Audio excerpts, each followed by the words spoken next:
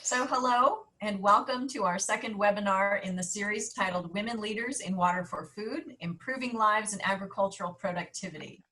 This webinar is part of a fall series of online education produced by the Doherty Water for Food Global Institute at the University of Nebraska in partnership with our valued colleagues throughout Nebraska and around the world. I'm Molly Nance, Director of Public Relations and Communications for DWFI, and it is my pleasure to introduce our esteemed moderator, Letitia Obeng, an international advisor and former chair of the Global Water Partnership. Letitia, hello, good morning. Good morning, Molly. Good morning, good afternoon, and good evening to all of our attendees. So let's get started. Water and agriculture are closely tied together.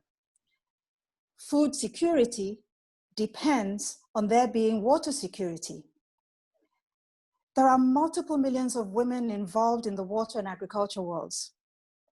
And so creating a supportive environment and empowering women to take leadership in agriculture and water, including as farm leaders or water policy makers, is important for our collective future.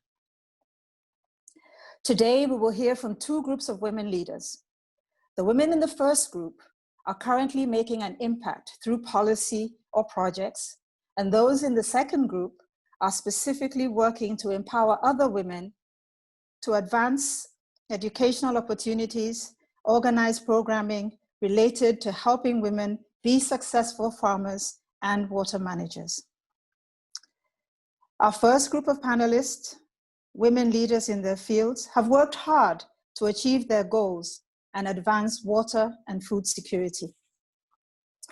So first, I'd like to introduce Felicia Marcus, a DWFI board member, water policy group member, and Stanford University William C. Landreth Visiting Fellow.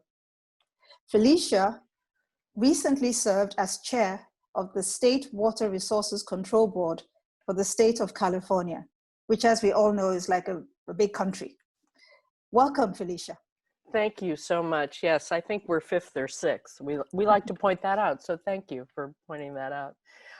Thank you, Letitia, for that introduction, and DWFI, of course, for having me. I'm very proud to be a board member there, and I'm just delighted to be here with all of you today. I'm going to try and very briefly go through some of what I've observed in having quite a few years, more years than I like to acknowledge, in the water field.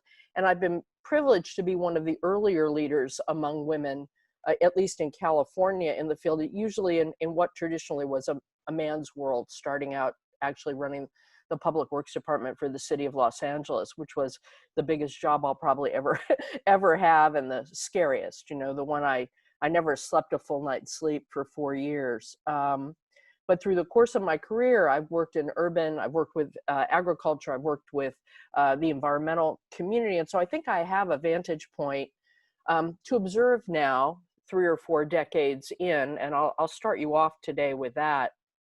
It's been a strange quirk of fate, and depending on the questions, we can talk about it later on. And I want to just start and talk about the early days. And the early days are different in whatever field you're in. You know, obviously in the field of community organizing and activism and environmental activism, there were a lot of women, even in the very early days in the beginning of the movement. And it's actually not, while it was less usual, I'm talking back in the 70s and 80s, to have women in leadership in government. Government is one of the arenas where women were able to make their mark, particularly in Los Angeles under the leadership of Mayor Tom Bradley, where, you know, 35, 40 years ago, even more, he had assembled the most diverse group of leaders I'd ever seen, including age. And I came in as a woman, but also as younger, half the age of a lot of the people who were my peers. He was an extraordinary man. And I say that only because many women leaders make it because there's some extraordinary man who can see them. I hate to say it that way, but it's true that people in authority and power need to seed it a bit, particularly in the early days for women to have their opportunity. And for me to head public works, I wasn't the first woman, but it was kind of a big deal at the time, in part probably because I came out of the environmental community, and that was unusual. But it was still very much a man's world. So as I was telling folks earlier, I had the experience that many of you have probably had of going to conferences, Public Works Association conferences, where folks would give me a spouse tag or point me to the spouse tag table rather than giving it to me. I had people who recoiled at the thought of what my job was. Again, not because I was a woman so much, but probably because I had been an environmental lawyer.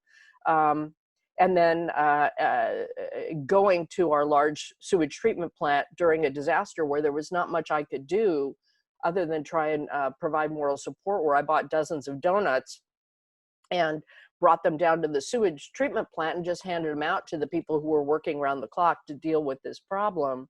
And then heard, of course, later that a rumor ran through the plant that somebody's wife got on the plant and was giving everybody donuts. And people had to explain, no, she's actually the head of the department. I got a lot of cool points for that. The only thing I got more cool points for was throwing out the first pitch at Dodger Stadium on Public Works Night, which was probably the biggest leadership move I did, because I threw a really hard strike. Sorry for those of you who don't follow baseball, but it was a very big deal.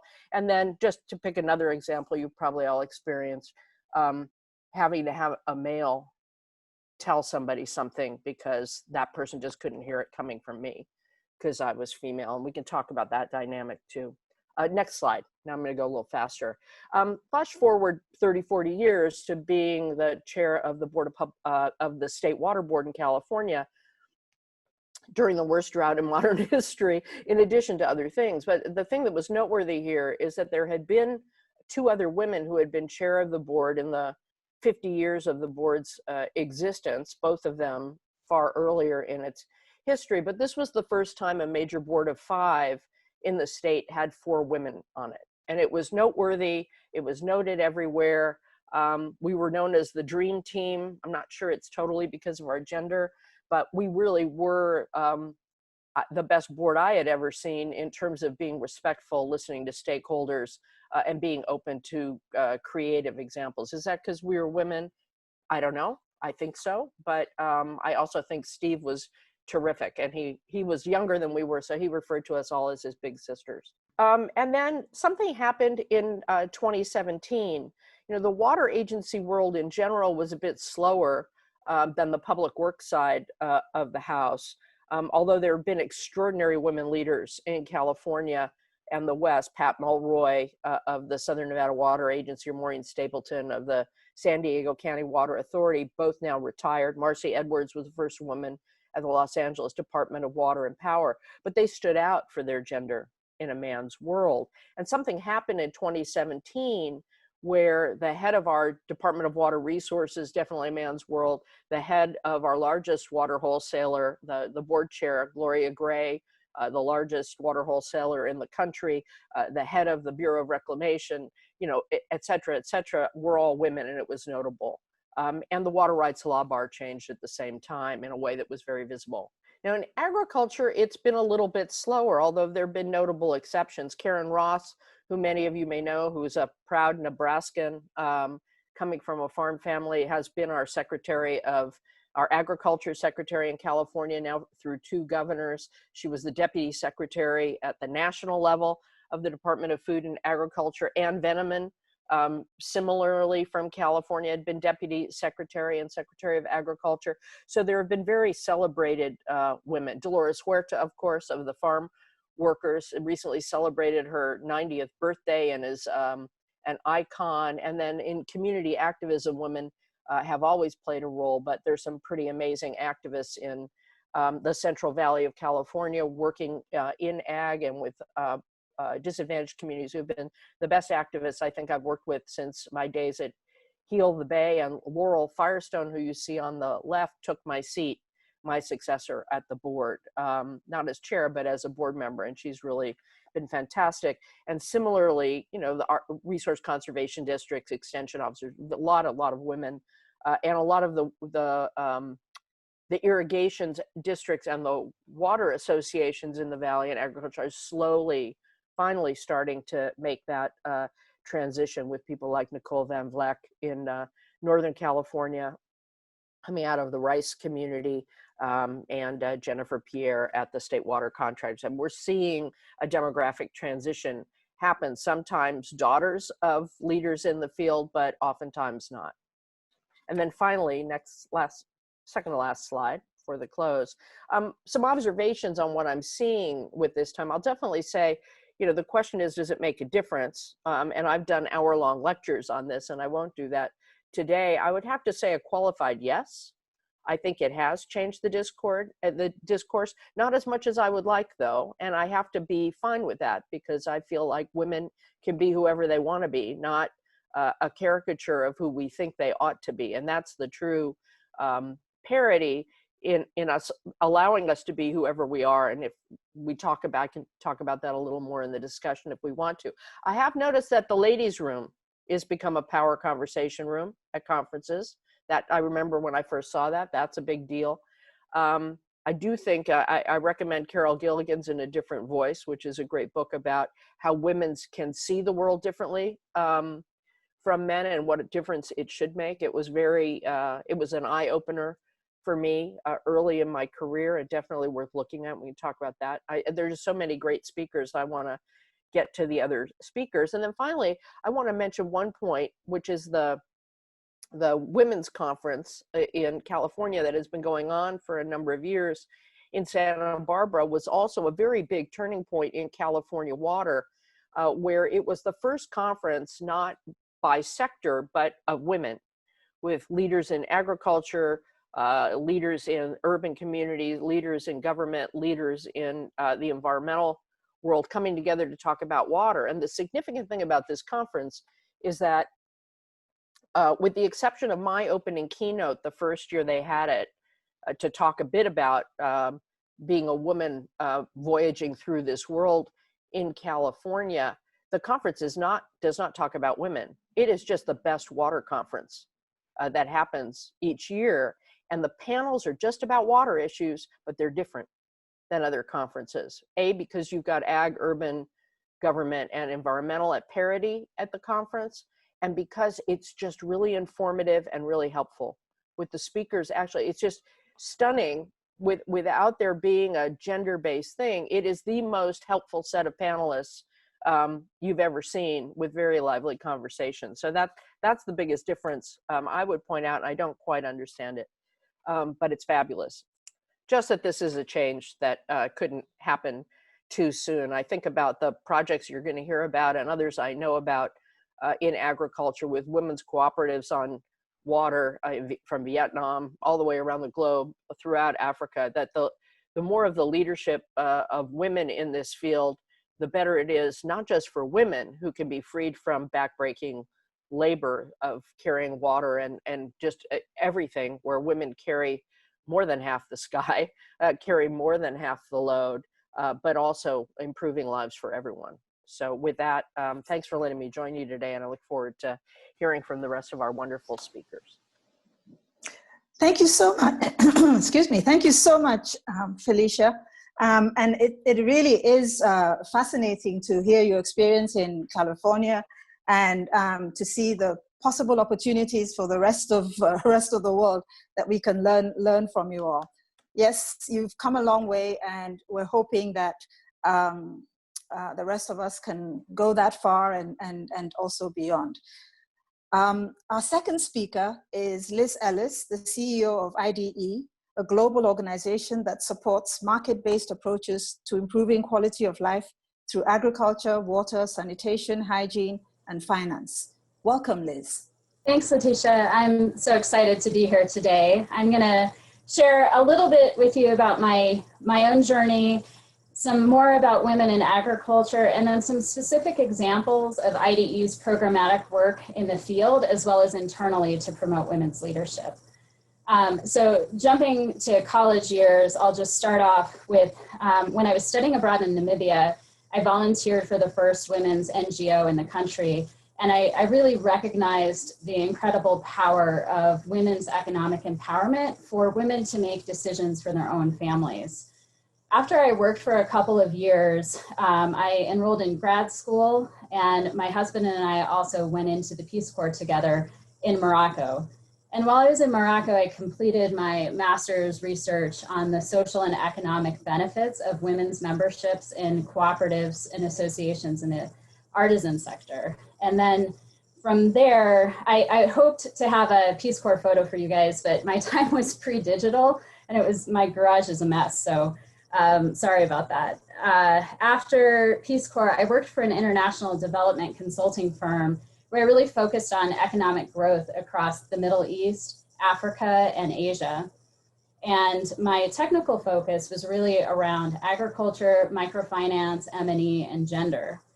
So after about 4 years, I had the opportunity to pack up my very young family, husband, 3-year-old, 1-year-old, and return to Morocco to work on a USAID-funded agriculture and agribusiness project as the deputy chief of party and the business specialist. So this picture that'll be up in a minute is just a quick one of my second time in Morocco since I didn't have a Peace Corps slide. And this next photo is from a national laboratory in Morocco where we helped to introduce tissue cutting cultivation for blueberries. We helped Morocco go from 0 cultivation of blueberries in the first year to the next year being the lead exporter to Europe of blueberries in the season when Europe can't produce. After Morocco, my family moved to Nigeria, this time with a 5-year-old, a 3-year-old, and a 9-month-old in tow. And I worked on another USAID-funded ag program. And the leadership in this program, as well as most of our staff, was predominantly male.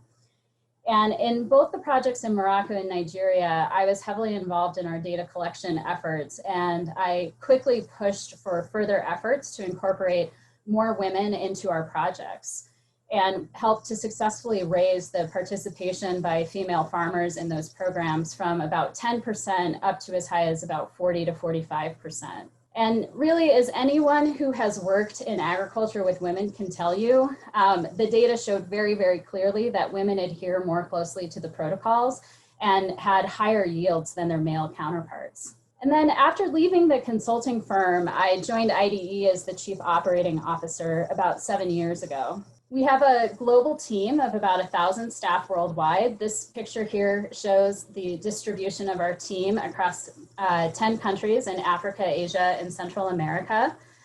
And 97% of our team comes from the countries where IDE operates, something that I'm very proud of. And I want to share just a tiny bit about our impact at IDE with you. Since our founding, we've helped to increase the incomes of over 35 million people, with about 1/3 of that impact coming in the last 5 years alone. And we create this impact by developing inclusive market ecosystems that adapt and grow to benefit everybody. And we do that because we're really passionate about creating real change that enables people to prosper on their own terms.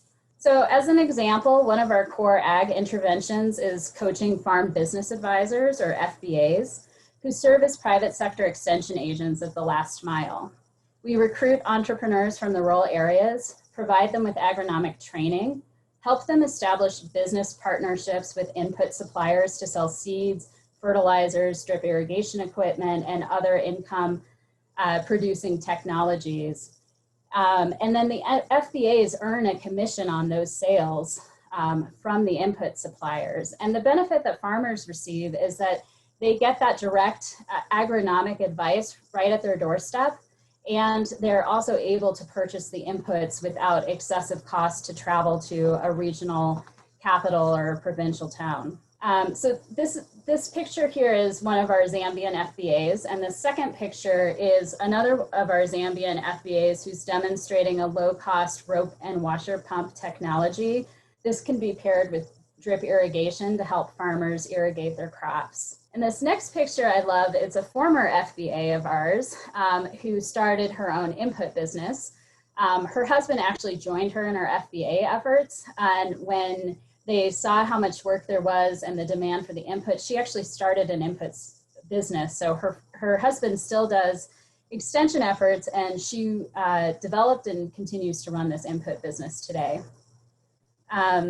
I think the other thing that's important for you to know is that at the heart of our work, We believe that any farmer who makes an investment, she should be able to pay off that investment within the first year and be profitable. And at IDE, for every dollar that we're deploying around the world in our agriculture programs, on average, the farmers are earning at least $10. And that's $10 of economic return straight to the farmer's pocket. This is an example of one of our Cambodian FBAs. You'll hear more about the FBA approach from my colleague Melba, who will be speaking about Mozambique.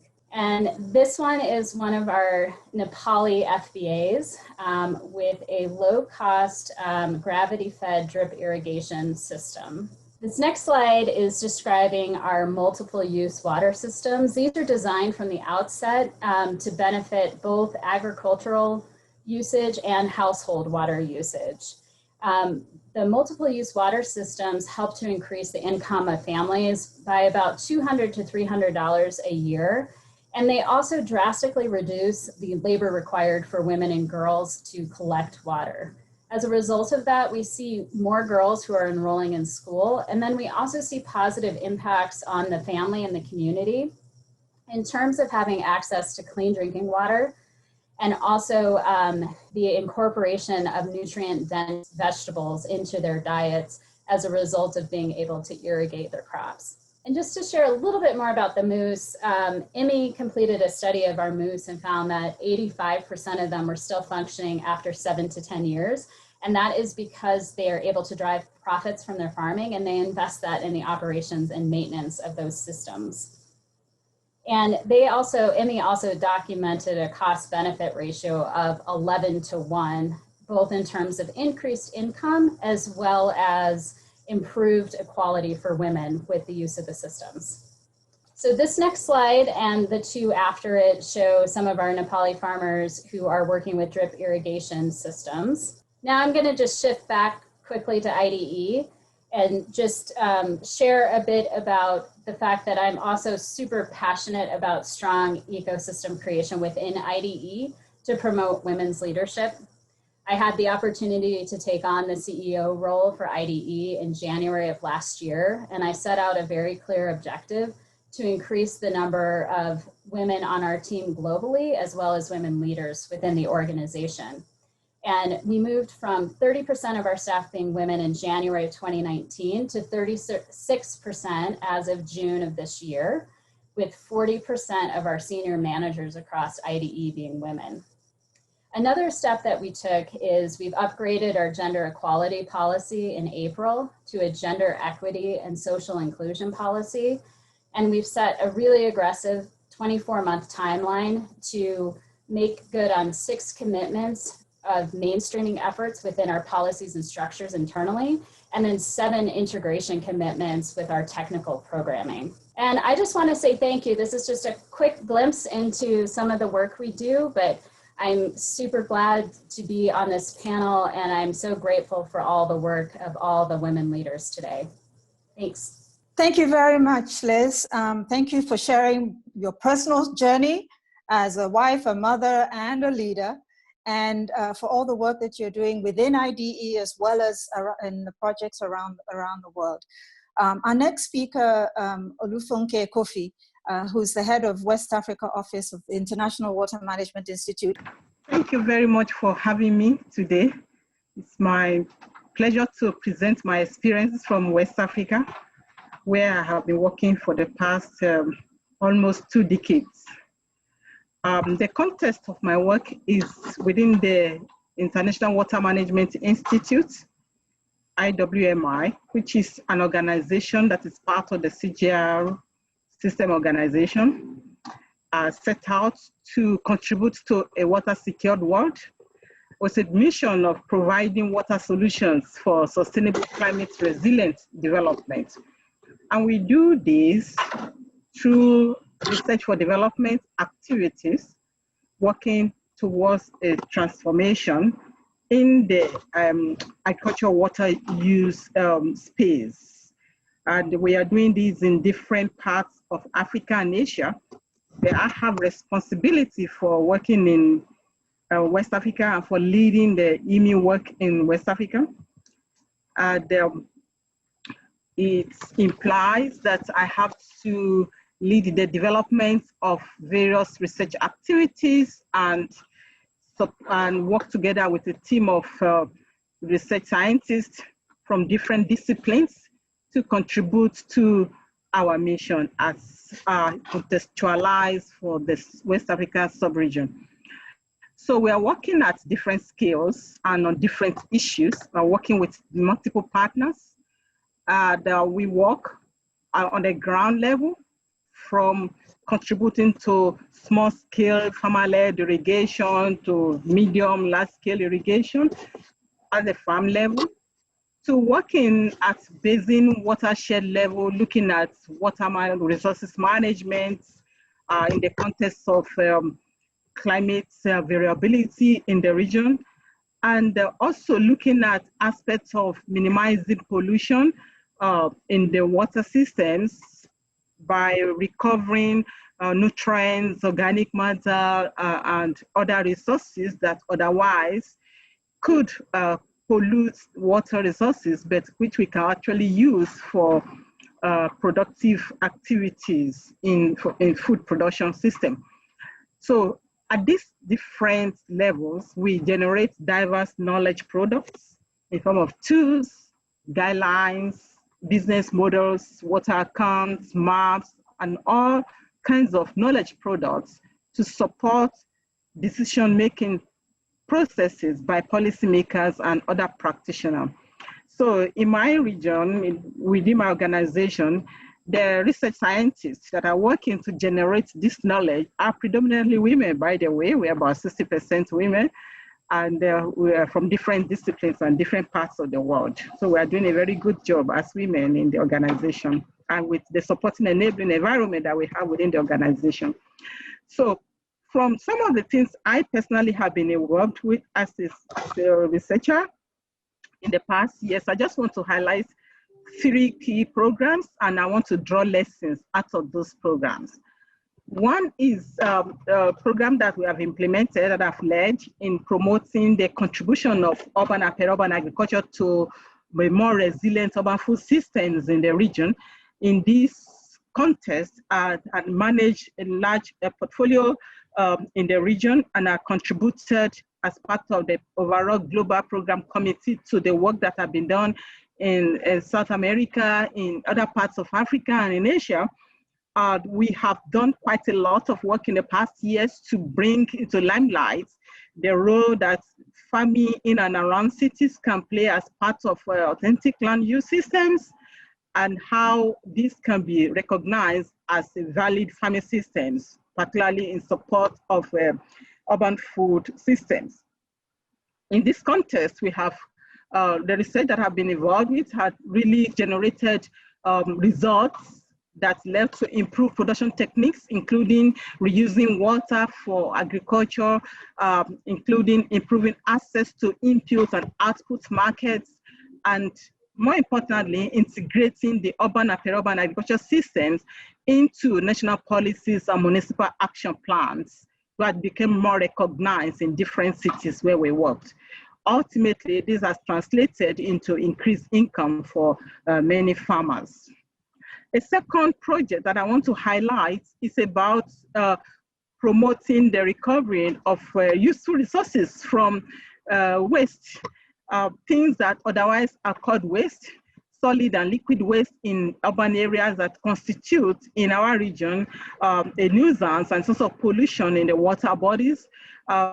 We have been able to work over the years to transform, to recover these resources and to transform them into useful products, developing business models that we can use to actually bring these research results into outcome and impact level. And some of the things that we have done, I can say that the aspect of transforming fecal sludge to fertilizer particularly has come to the level of commercialization in Ghana, where the government of Ghana has accepted it as a product that can enhance food production, not only in and around cities, but also in the rural areas. So you can see that the trademark here is the product is called Fortifa, And we have a company that's already producing this and distributing it in Ghana. And the product is actually derived from fecal material, by the way, together with food waste, which have been processed, treated so that it will not have any health risk, and be produced in form of pellets, and in some cases enriched with mineral fertilizer to kind of improve the nutrient requirements for crops. So this has been very successful, I would say. Apart from that, they are also, I've also been contributing within my team, supporting my team to reuse water for fish production in areas where we have wastewater treatment plants. The water has been used to grow fish. We're now even also converting waste materials to fuel briquettes for food processing and all that. Not only this has a lot of benefits. Not only does it help to recycle essential nutrients into agriculture for food production, it actually reduces the impact of variability in water supply, water for soils, for crop production, particularly where in the cities, in the dry areas, allowing safe reuse of water for crop production, provides for job opportunities and more revenue that are generated and can automatically be used to also kind of support the management of treatment plants where we recover these materials from. Now, a third one is about securing water for multiple purposes in the dry areas, where there are changing landscapes because of degradation, because of urbanization, because of land use patterns, and things have been changing over years. So and affecting overall water resources. So how do we manage the water availability and provide climate smart means for alternative livelihood streams? So in the West African region, we have a lot of small water infrastructures that have been constructed in the dry areas. This, as you can see, the map of a basin in the Volta Basin that is shared by 6 countries. And this is a program that I managed. It's called the Challenge Program, Water for Food. And from there, also, I have also worked on other projects related to securing water for food production in such changing landscapes. So my research and with my colleagues and other partners that we have worked with have yielded practical recommendations in terms of how to improve the management of the upstream landscape so that it will not affect the quality of downstream water resources for downstream users, and the need to rehabilitate existing reservoirs and to strengthen the capacity of farmers, smallholder farmers and water users to enhance efficient water use, particularly where they have to use the same water resource for about 4 or 5 different purposes. How do they use this water efficiently, particularly during the dry season when the water capacity is low? The need to support access to input and output markets and to ensure inclusivity and community ownership in the design of new infrastructures. So this kind of infrastructure is something that the government likes to still do and do again because it's very crucial that smallholder farmers have access to water. So how do they do it? There's need for inclusivity and community ownership. So we've come and kind of generated tools, decision support tools that can inform water allocation or distribution in the area. So depending on where I have worked in different places, whether it is in the northern Ghana with women at the local community, whether it's in going to other places even outside West Africa, like in Sudan or Ethiopia, where we have some work, or leading some development partners in the field, to look at what we've been working on, or looking at using participatory tools to make collective decision for collective action at the watershed level, which we can see in those photographs. There are many lessons that I have drawn over the years, which I want to highlight here, that 5 main lessons. One is the need for focus and passion in whatever you are doing as a scientist or as a practitioner in water for food. If there's no focus and if you are not committed to it and have your own self-motivation to drive the work, it's really going to be very difficult to have it done. Apart from focus and passion and self-commitment and self-motivation, there's need for rigor in what is being done. There's need for quality, scientific quality, research quality, but beyond that, quality also in terms of relevance of that work to the stakeholders, to the end user, so that they will find it useful ultimately and use the results that is generated from there. Then most of the problems that we're addressing are not problems that only one entity can address. So we need collaboration and partnership with other people. We need a network to build that social capital around the work that you're doing and allow other people to complement the skill set that you have. I mean, that I find it very useful because most of the things we address, so you have hydrologists, you have social scientists, both biophysical and social scientists, economists coming together to provide holistic solution to some of the problems. Then need for adaptive, flexible approach that it's not just like, okay, I have designed this, that is how I have to go with it. But as I engage with end users, as I engage with users of my research, I kind of factor in their opinion and their ideas to kind of shape the way that we do the work so that ultimately they will find it very useful. And of course, the need for continuity. I gave an example of the product that we already commercialized in Ghana. The continuity is very important because without it, we will not get to the point. So we have done it for over 15 years and it eventually ended up to the point whereby a private entity can take it up and commercialize the product. So continuity in the ideas, in the innovations that we want to bring on board in the work that we do is very, very important. So those are some of the lessons I think will be useful for anyone, female scientists, women scientists, or in my context, to actually drive and contribute to water for food production. Thank you very much. We have a question for Felicia. How can women get into ag or water leadership positions? Does an ag engineering degree help, or would a management degree be better? Well, it depends on where you are. I mean, the answer is always it depends, right? Because there's not a linear way that people get into positions of authority. Generally, I think if you're somewhere where you notice that people have those degrees, are getting jobs, then yes. But my personal experience is to follow your heart in a way and do the work that moves you, and people see that passion and your skill. You want to go somewhere where you can demonstrate your skill. In my world at the time, being a lawyer was the place to go, because having a lawyer degree was like having a smart credential or a tough credential in a man's world. Today, maybe not so much. So it really just depends on what aspect of leadership you want to get into. If you want to run a business or a farm or work for the government, it's going to be a different path. In the State Water Board, there are a lot more jobs for engineers, and they get paid better than scientists. So I would tell people they should go get hydrology degrees, or geography degrees are the coolest, but it just depends on where you aim to go. Okay. Not one path. Not one path. Yes. Okay, very good.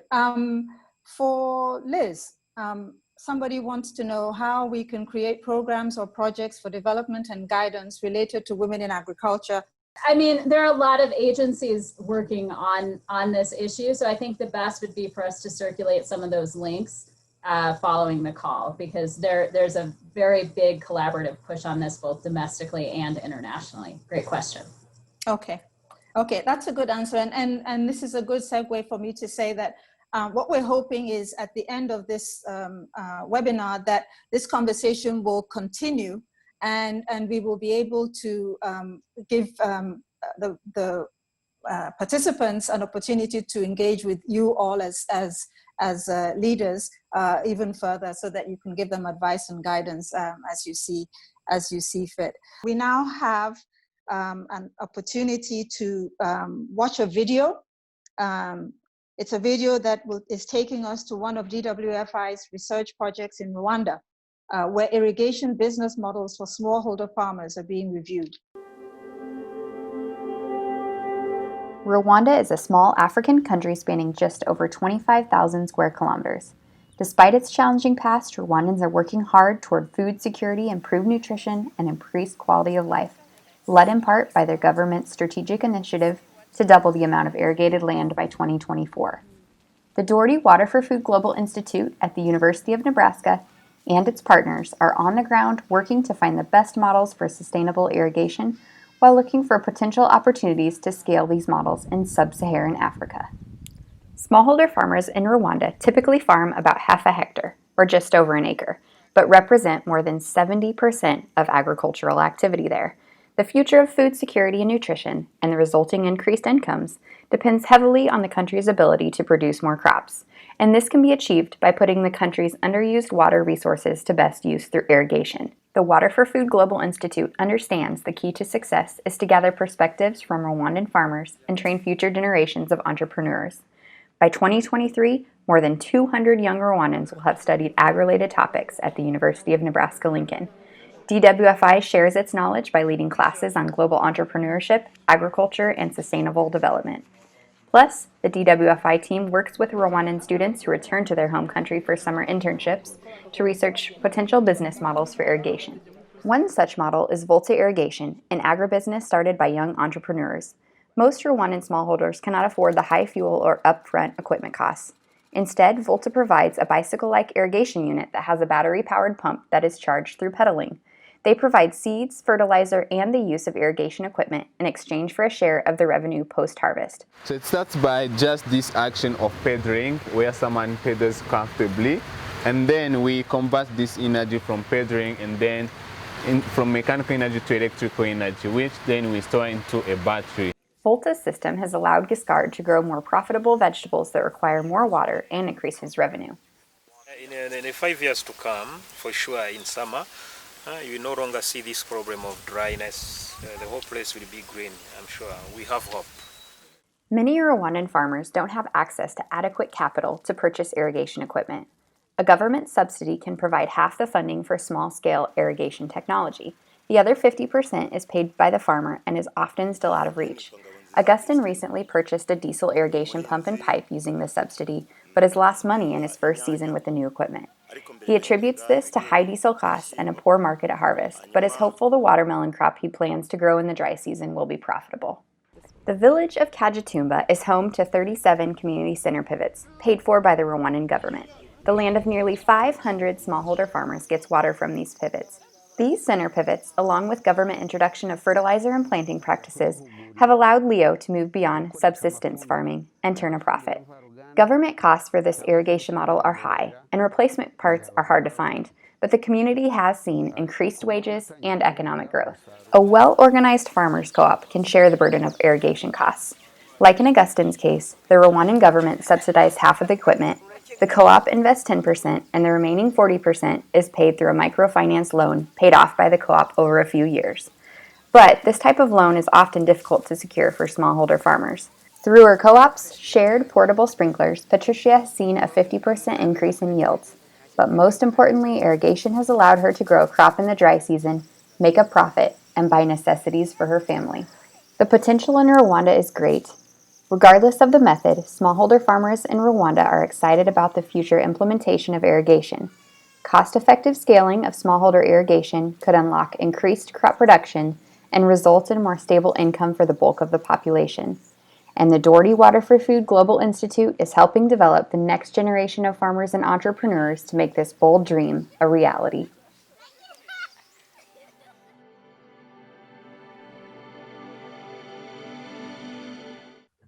Hello, I'm Kate Gibson, Research Project Manager for the Water for Food Global Institute. And I'm joined here by Grace Mukarusagara, a research coordinator in Rwanda. Grace is working closely with smallholder farmers in the region, including those in the video. So Grace, the video showed some of the challenges facing smallholder farmers in Rwanda. You've worked extensively with smallholders in the region. From your experience, what are some of the most significant challenges facing smallholder farmers who are women? Thank you, Kate. Most of the challenges that the smallholder farmers in Rwanda face, one is access to finance and agricultural inputs. The recent study shows that 25% of women in Rwanda are the only ones that access credit in agriculture. Another challenge also is access to information and agriculture extension services. We have only 43% of women in extension services. Other challenge also women we face in Rwanda is division of labor in agriculture. Mostly recently, people are saying that women are only for planting, weeding, and once it comes for harvesting, it's only men that are going for harvesting so that they are able to sell. So those are most of the challenges likely to be faced by women in Rwanda. Lastly, but not the last, also there's a problem of decision-making process. It's like 40% of women in cooperatives don't go in decision-making in those cooperatives. So you find that most of the women do face that problem of making like decision of what to do in the farm, who is going to do this. So those are the most of the challenges women in Rwanda face in agriculture. Thank you, Grace. You touched on some really significant things, some of which we've heard from other speakers today, notably the role that women end up bearing more of the physical labor while also being excluded from decision-making and access to finance. Well, now that we've talked about challenges, let's talk about opportunities. So in the video, we saw Patricia, a farmer and also cooperative member, who through the cooperative and through access to irrigation has been able to grow a second crop, have access, the ability to make a profit and provide for her family. Can you talk about successes for women through models like the cooperatives in Educator, as well as other opportunities that you're seeing for women who are smallholder farmers? Thank you, Kate. It's like women in Rwanda, we do also have opportunities. One, 60% of women in parliament are women. That's a great achievement we do have. Second, in agriculture, we do have subsidy on inputs, like on small scale irrigation techniques, where the government pays 50 and the farmer pays 50. In this subsidy, there's no separation or exaggeration saying that men are going to pay this. It's equally both men and women. But from the recent studies shows that only 40% of women, since 2011 when the SSIT started, only 40% women have applied for that. So it's like we still have a long way to go, but slowly it will come. And also others opportunities we have, it's like we do have cooperatives and some NGOs that are supporting women that have started coming in to support women in terms of empowering them, and also, let's say, to encourage them to go in further activities of agriculture. Another opportunity we do have is like we do have a National Women Council. It's right from the top to bottom up to the cell level, like here in Rwanda, where women share ideas, what to do, what challenges do we have, what gaps do we have. It's like a channel of women like to share their challenges and opportunities. Excellent. Thank you so much, Grace. It sounds like we have a long way to go, but there's definitely cause for hope. And given our model for gender inclusiveness in politics, perhaps it's better positioned than most to translate that into agriculture. Well, Grace, thank you so much for sharing your insights today. We look forward to keeping up with the future of this work. Letitia, back to you. Thank you. Thank you. Thank you, Kate and Grace. And thank you for sharing with us this interesting video of how improved irrigation can help make a difference in people's lives, but also talking about some of the challenges and, more importantly, some of the opportunities that are out there. So thank you for that. Now we'll move on to our next panel, featuring women who are working to empower other women, advance educational opportunities, and through these efforts improve agricultural production, protect water quality, and ensure the sustainability of our natural resources. Our first speaker is Jessica Grosskopf, Assistant Extension Educator with Nebraska Extension. Jessica, over to you. Well, hello everybody, and thank you for joining us today. Like they said, my name is Jessica Grosskopf, and I am with Nebraska Extension, and I work with the Department of Agricultural Economics on the Nebraska Women in Agriculture program. This program's been going on in our state for over 30 years, and it started during the farm crisis of the 1980s. And when the university went out to assist farmers with bankruptcies and financial hardships during that time, they realized that the women would come to the table, but they were a little bit leery, and in side conversations they would find out that they were eager to learn more about agricultural risk management. So the program was born out of a very tough time in United States agriculture. Today, women in agriculture, women account for about a third of Nebraska's farm operators, and the amount of property that they operate varies greatly. About a third of them operate over 500 acres, and about a third of them operate less than 50 acres. So there's a wide variety of producers in our state. We know that 40% of non-operating landowners are actually women as well.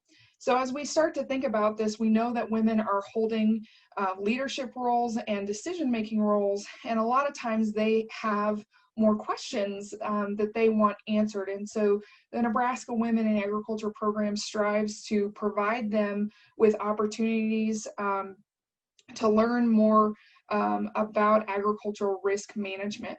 So why do we do this? We know that targeted education for women creates communities and builds networks, which is really important, and the research shows that.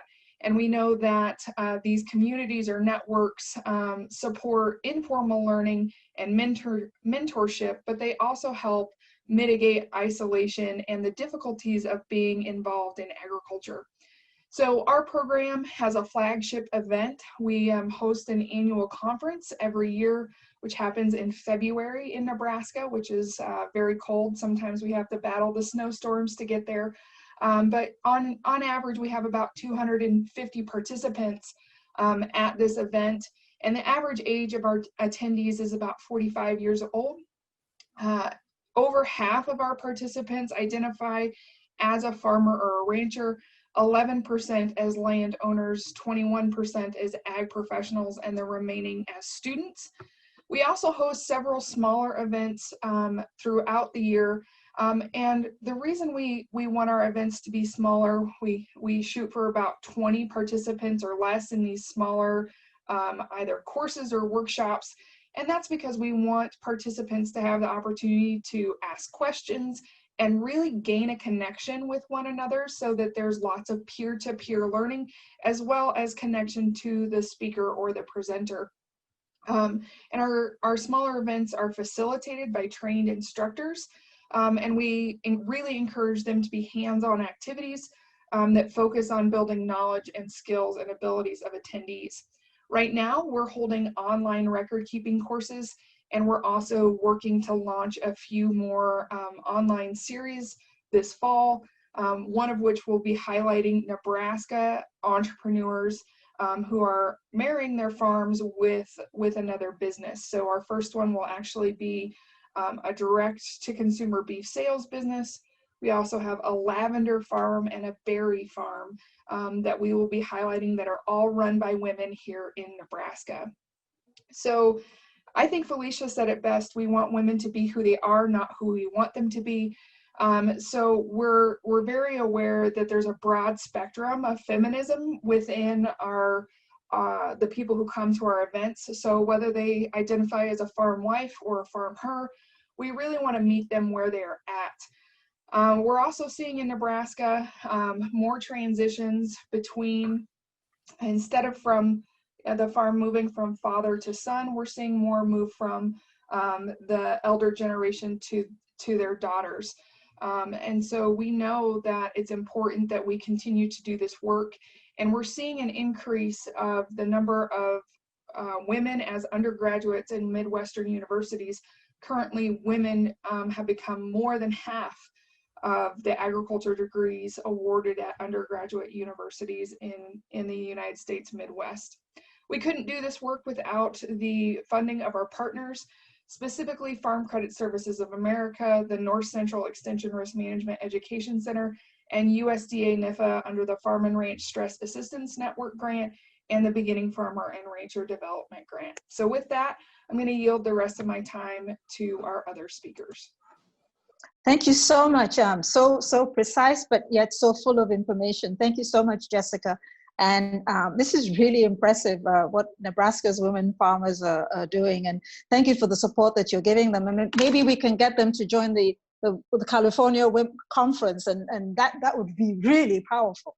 So an opportunity to join forces going forward too. Thank you so much.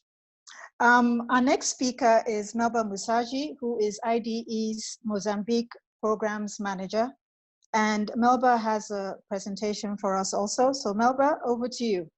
Hi, good morning, good afternoon, good evening, everyone. Thank you for giving IDE Mozambique this opportunity to share with you our experience in empowering women in agriculture and water. This slide shows the IDE business approach, where IDE plays the role of an honest broker.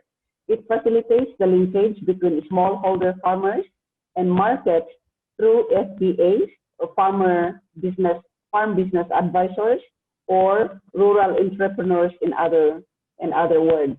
What do we really do to the FBAs? We provide business capacity building. We help them access finance and technologies. We link them to agro-input providers as well as markets. We use farming as a family business, which is an approach that, when applied, it automatically involves women in decision-making processes in the household. We establish technology centers and nuclei for technology transfer as learning and dissemination units. In central Mozambique, at the moment, we are working with 265 FBAs. 56% of them are women. Through them, we are reaching around 100,000 smallholder farmers in the last mile. We use farmer field schools to capacitate smallholder farmers on productivity enhancing techniques, from land preparation, planting and harvesting techniques, irrigation options, crop management, including dry mulching and production and use of organic fertilizers and pesticides. With farmer field schools, our team in central Mozambique is working at the moment with around 20,000 smallholder farmers. 60% of them are women. Berta Jumbo is one of those FBAs, one of those 265 FBAs that I would like to highlight to you today. We provided to her those services that I mentioned, which is business training, input market linkages, support. We supported her to repair her mini dam. We supported her to access finance, and she is working with 2 savings and loans groups with around 114 members. And with her linkages, she contracted all these members to produce for her to supply her markets. These are dependent on irrigation. These are dependent on the mini dam that we supported her to make. As a result, apart from those 114 people, she is serving 1,000 producers. 72% of them are women from 15 communities. Because of the market linkages, there is an increased demand for her products, and her buyers, the number of buyers are also increasing. In terms of volume of trade, she used to trade 200 kgs of vegetables, but after the services that IDE provides, she is now handling around 10 tons of agricultural products per month. In money terms, from $50, she is now working on $2,000 per month. The 114 producers who are dependent on irrigation from her now have stable livelihoods. For the 2 savings and loans groups in 2019, with the support of IDE, capacitating them, they were able to raise for themselves $21,000. And for this year, 2020, they are now at 15,500 and going. This is my last slide, and I am showcasing Avelina Joaquin, who we supported with a rope pump. And as a result, you can see in the photo the before and after. This is at the bottom is how she used to get water, and at the top is now. Because of rope pump, she was able to save labor, and she has now more time for productive endeavors, and she was able to increase her backyard garden, now catering for the market. And because of this rope pump, she has now improved household nutrition through increased availability of vegetables for domestic consumption. Thank you. Thank you very much, Melba. Thank you. And it's actually wonderful to see how your programs are benefiting women in Mozambique. It's interesting listening, going back and thinking about what everybody's been saying. And you are all the speakers in the first section and now interacting with increasingly larger numbers and groups of women, and empowering them to become leaders, empowering them to improve the quality of lives for themselves and for their families. And I think this is really encouraging for us all to hear. Our next speaker is Helen Raikes, a Willa Cather Emeritus Professor of the University of Nebraska, Lincoln, and a faculty fellow of DWFI. And she is currently running for the state Senate seat in her district. Helen, over to you. Hi, thank you very much. I have really enjoyed listening to all of these stories of women's involvement in agriculture throughout the world. I've been taking notes madly as we've gone along today. I'm very pleased to be here with you today. I come from multiple perspectives, and so just to give you a quick overview, I'm involved directly in agriculture with a 100-year-old family farm.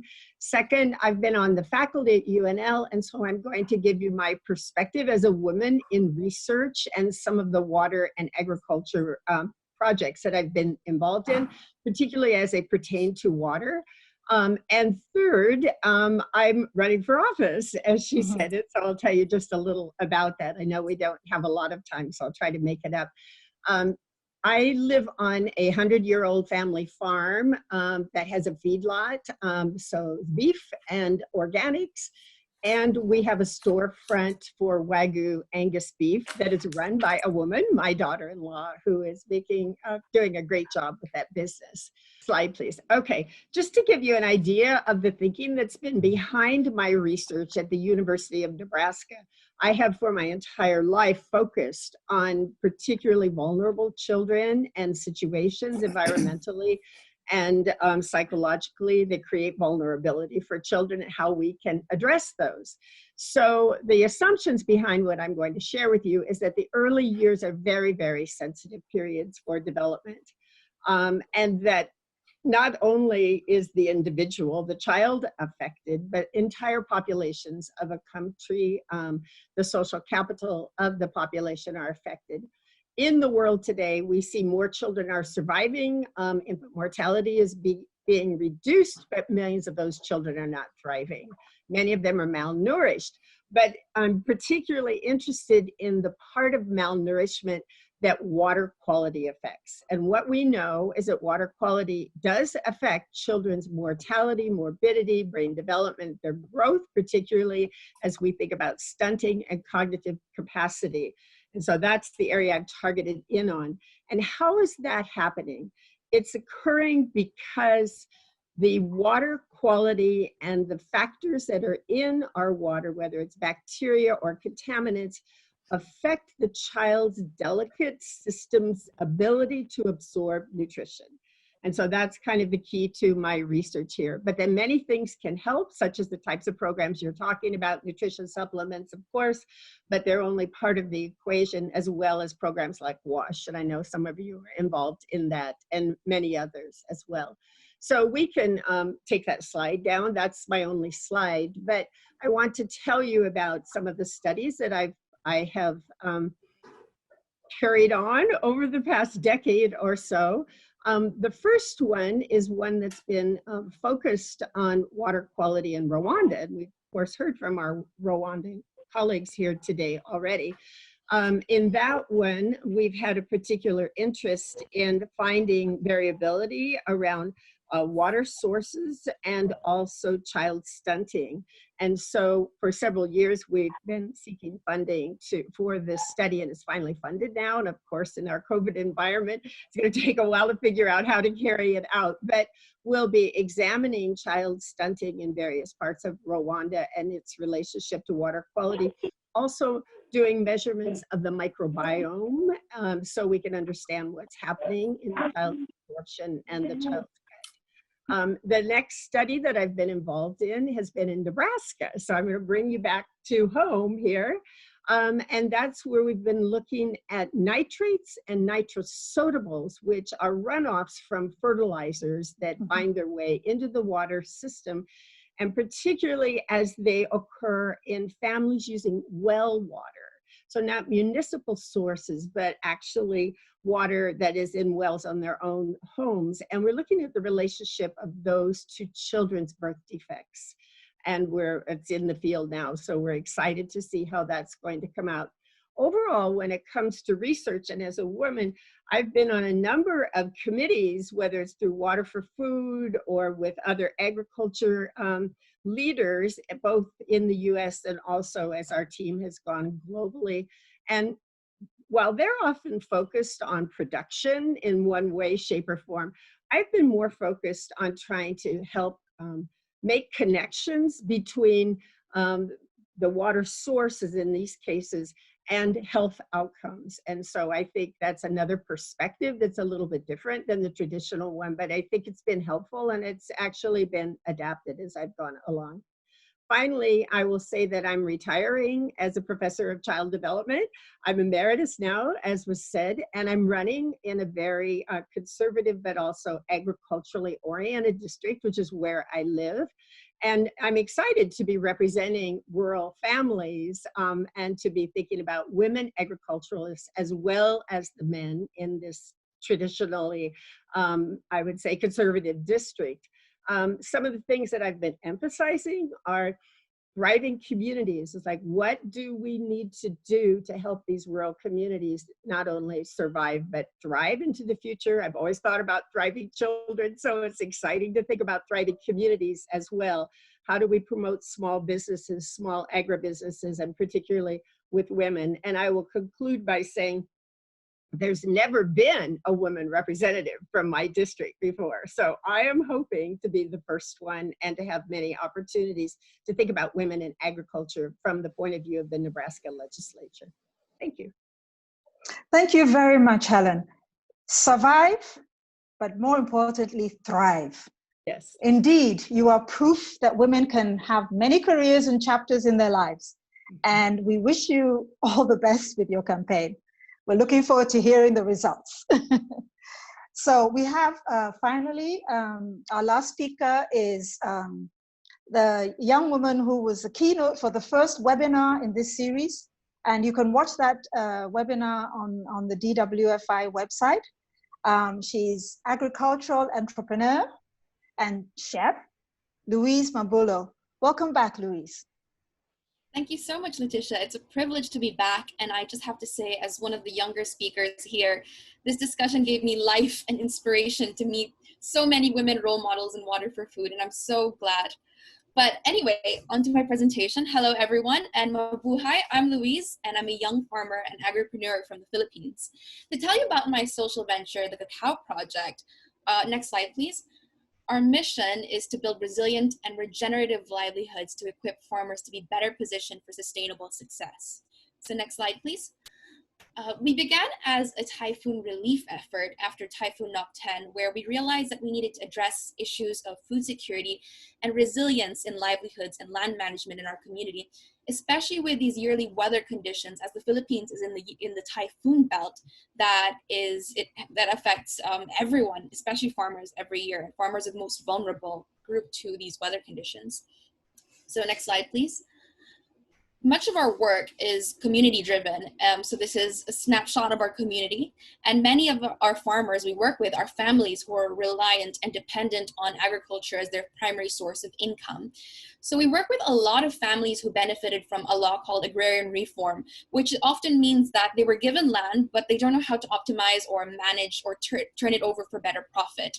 So since the land space here given is limited, people can't own large hectares of land. It usually means that they'd operate at a loss if they chose to mechanize production in their land and be unable to produce in bulk. So next slide, please. Beyond distributing and consolidating cocoa, we also train on sustainable and regenerative farming to really educate our farmers here how to optimize their land use. At the Cacao Project, we center on agroforestry. That's regenerative farming methods and circular economy practices that maximize our resources for food production.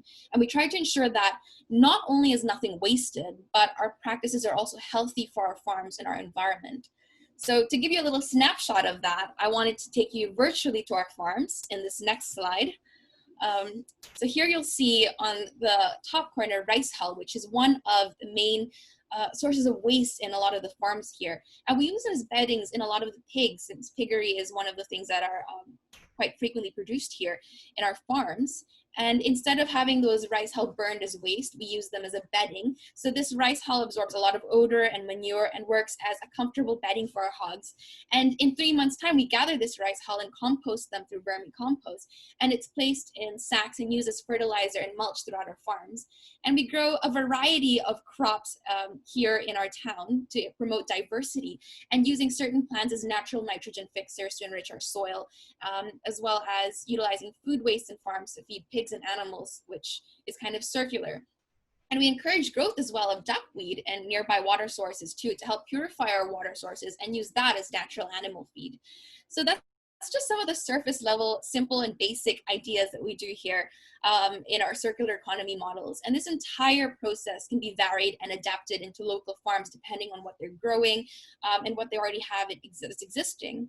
And it's easily taught to local farmers in our training programs at the Cacao Project, but it's also beneficial to our ecosystems, and it pays for itself and saves them quite a lot of money. Now, not to take up too much time on this topic, you could definitely watch our last webinar to get a more in-depth idea of our work, but I'll jump forward to impact at the Cacao Project. So far, in this next slide, you'll see that we've worked with over 200 farmers, and we've planted over 85,000 trees over a span of 85 hectares of land. And thanks to our efforts, we've revived 2 water sources and are expecting to mobilize about 10 million pesos worth of cocoa in the next year. Our work has facilitated an improvement in soil fertility in the area and a decrease in crime rates because of ensuring that basic food security is met within the community. So the Cacao Project itself is proudly women-led. I think it's in the next slide. I'm not sure if I'd inserted that here. But regardless of background, we encourage people, whether they're young or old, whether they're men or women, to really take part in stewarding the environment and deprogramming existing stigmas in agriculture so that it can come to be viewed as a noble and profitable career choice, especially in countries like mine in the Philippines and developing countries where food security is an impending issue, especially now with coronavirus. Within the next 15 years, we could see a great drop in food production, and there has been a drop in young people who would think of it as a viable future for them. So in the end, our mission is not only rethinking our food production, but daring the next generation to do their part in feeding the future. So thank you all, and God bless. Thank you very much. We have some time to talk and to for everyone to answer questions. What an impressive project. Your work is really an inspiration to people of all ages.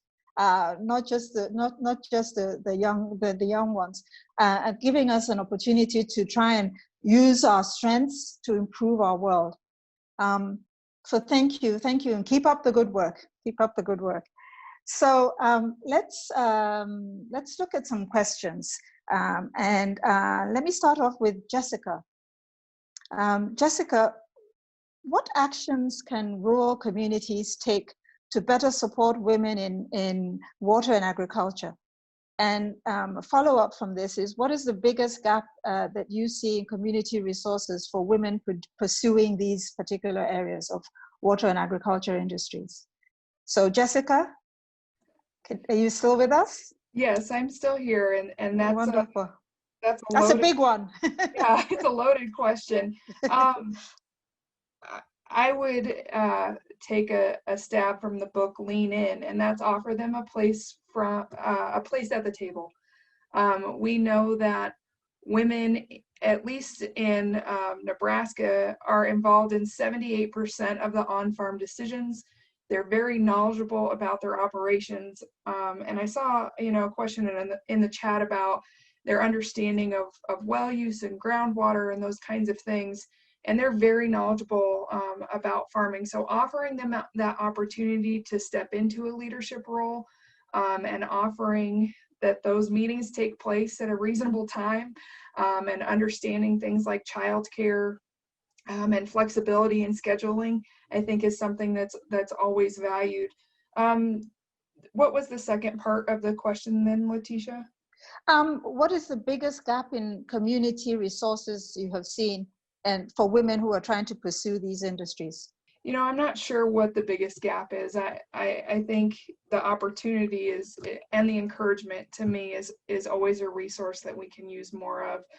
But as far as something like training or things like that, I know that at least here in Nebraska, we have lots of opportunities for women to take on leadership training and leadership roles, whether it's on their local cooperative board, on their natural resource district board, or within the state commodity board. So there's lots of opportunities if we give it to them. Great, thank you so much. Louise, a question from someone who's talking about their work in India. And they say that they've come across such amazing women who have a great ability to communicate and persuade people in the water and sanitation sector. But because they don't know English, the English language, and don't have access to opportunities, they're not able to have the impact at the scale that they could. Louise, what would you say to this? What advice would you have, especially perhaps to men, to help them to be more gender empowering? Any comments from you, Louise, on that? Definitely. Well, I visited India recently and heard about the situation of agriculture there. And I mean, women in agriculture is just one issue that's going on. I've heard of other farming suicides. And I think that one of the things that we can do to really empower women, especially those who don't understand English, is to really make agriculture more inclusive to people in developing countries and to put a spotlight on countries that are doing that. I mean, these platforms are already amazing at putting spotlights on women in developing areas and their work in, I mean, we've heard from Miss Melba in Mozambique, and it's amazing. But we have a long way to go in terms of highlighting women leaders in food. And I think that it can start within the country and, like highlighting it within your country, especially if with a language barrier. And then slowly, once that recognition gains traction, we have a lot of technology for translation and bringing this technology and this knowledge to different people in different countries. So definitely, if you're a man in the industry, empower and support women businesses and women in agriculture. Great, thank you. Melba, how do you see getting a supportive environment for women in agriculture and water in communities where religion and cultural factors do not favor women playing a leadership role? Some of these questions are tough ones, ladies. So Melba, would you have a view on that? Well, fortunately, in the environment where we work, religion is not a limiting factor for the involvement of women. I have never worked in an environment in Mozambique where religion limits the participation of women. The thing is, we normally, it's the cultural barriers that limits women because men, in their culture, men is the doorstep to women. You cannot just go to women without talking first to men, whether it's the husband or older brother or any older men in the household. So approaching women is difficult. It's not anyone can just go there, and not just a woman can talk. So in meetings like that, we need to separate women and men, and men need to talk first. So what we do is we use the farming as a family business as an approach to to engage women in decision-making processes. If applied, the entire family members are part of any social or economic activities of men, of households. So, and we are being successful in that case. Okay, thank you so much. Maybe Liz, since you have a global view, do you have a very, very brief addition to that? Yeah, I'm happy to add, and it builds off of Melba's response about really involving the full household, but then it's really also about involving community leaders and having that conversation first. So in my experience working in Morocco and Nigeria, which are both Islamic societies, like that has been key. And you'll find often that once women are very successful in some of these undervalued value chains, the men actually enter into the value chains as well. So the whole community ends up being better off. Great, thank you.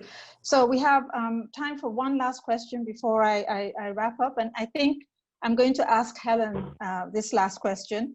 Helen, what do you think are the primary roadblocks or challenges that make it difficult for women to obtain leadership roles in water and agriculture? And what advice do you have for all the young women and the older women who are here listening and watching this webinar today? And again, if you can keep your answer brief, then we will be able to end on time. All right, thank you for that question. I mean, it's very challenging, and especially in the rural areas, there have been certain groups of men who have kind of controlled or it's been their domain, shall we say. The Natural Resources District in my area hasn't had a women representative and now has the very first one. And so my advice is there are barriers there. There are also organizations. For example, in Nebraska, we have women who run Nebraska who are supporting women candidates everywhere. So get yourself hooked up with those organizations. Let other women help you. And then I think sometimes our voices are in the minority, but we need to continue putting them out there. So keep heart. Thank you very much for that. So, ladies and gentlemen, all our panelists deserve a big thank you. Apologies for some of the challenges we had with technology, and we've got to beat this one because there's so many interesting stories out there, and it'd be great, since we are all living in this virtual world, it would be great to be able to share fully and freely and clearly for everyone to hear. But I hope that we've enjoyed listening to this very broad range of excellent speakers who have talked about water sources, irrigation, agriculture, nutrition, showing us Louise's video that showed what the damage that water can do when there's too much water, and then there's the opposite side also of the damage that it can do when there's drought. The training and the empowering of women, the groups of projects where you have more and more women involvement and participation, and hopefully then leadership. So much to think about. Let's continue this conversation. I think DWFI is giving us an opportunity to take things forward and to continue this conversation. And thank you all, and stay safe, everyone. Stay safe. Take care.